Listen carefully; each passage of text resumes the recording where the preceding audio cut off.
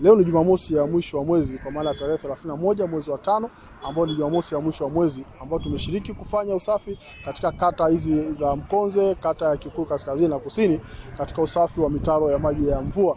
Lakini hii tunaelekea vile vile uzinduzi wa maadhimisho ya wiki ya mazingira katika halmashauri yetu ya jiji la Dodoma, ambapo itaanza tarehe 1 lakini mwisho itakuwa tarehe 5, ambayo itakuwa ni kilele na ambacho tutakuwa na maonyesho mbalimbali katika ukumbi wetu wa Jakaya Kikwete pale. Kama mnavyoona, wananchi wameshiriki katika usafi wa Jumamosi ya leo. Tumesafisha mitaro.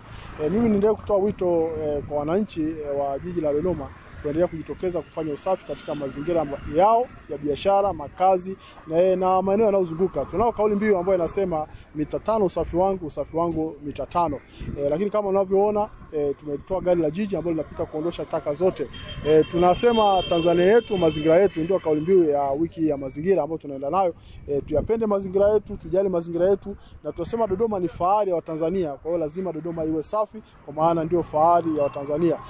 Tupo hapa kwa ajili ya usafi, kuadhimisha usafi duniani.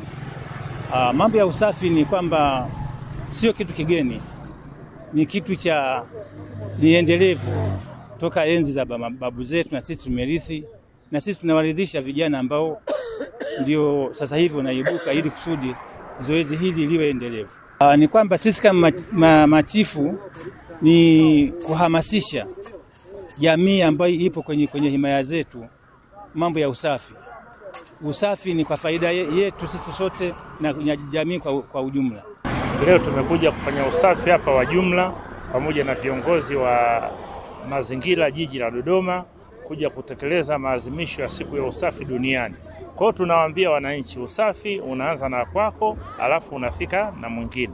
Kwa hiyo tunawahamasisha wananchi kutenganisha taka kama tunavyokwenda na slogan ya usafi. Kwa hiyo sasa hivi tunasema taka ni fursa. Sio na vikundi vya usafi, tunasema taka ni fursa. Siku ya leo Jumamosi ni Jumamosi ya mwisho wa mwezi, ambayo tunashiriki kwenye usafi wa jumla kata ya Kikuyu Kusini, kwenye mitaro ya maji ya mvua pamoja na maeneo mengine ambayo yana changamoto kwa habari ya usafi.